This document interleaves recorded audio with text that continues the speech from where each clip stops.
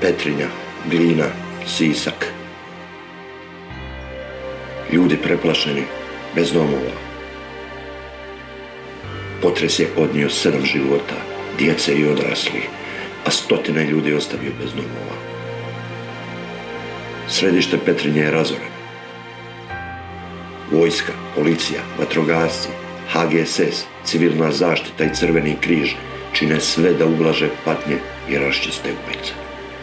Nekima je sve što su imali stalo na bicikl. Pomoć stiže sa svih strana. Nema registracije auta koja se nije mogla vidjeti u Petrinji i Glini.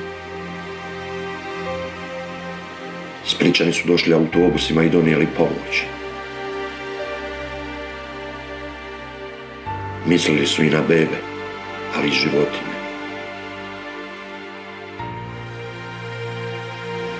O razmjerima sile koja se oslobodila svjedoče zastrašujući kadrovi. Snaga prirode rušila i građevine, ali ceste i mostove poput onog u Brestu. U Sisku, na simbolu grada, Starome mostu, pala je ograda u dužini od 30 metara. Stradala je bolnica, središte grada, glazbena škola, domovi. Karlo Steković, postrojba DVD Greda. Evo, došli smo jučer, odmah nakon posljedica. Poslije potresa bilo je puno ozlijeđenih. Bili smo u bolnici, bilo nas je 30-50-ak, tako nekako pomagali smo bolnici, zatim čišćenje grada. Duga, besana noć i evo, novi dan, nove pobjede. Nadamo se da danas više neće lupati. I eto, šta reći, čuvajte se ljudi. Jeste uspjeli šta spasiti s vašeg doma? Samo privoz ribom. Koji je bio u podrugu. Pa gdje spavate? Kod majke.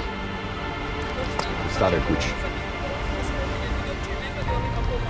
Užas. Jel očekujete pomoć kako od države? Ne, Mislite da vam neće pomoći? ne. Država nikom nije pomogla. Zašto? Pa zato što je to taka politika. Nema se novaca. Ljudi ne misle da će im gradovi iz sela, domovi biti brzo obnovljeni. Plaše se novih razornih potresa i da za 10-ak dana ne postanu stara vijest.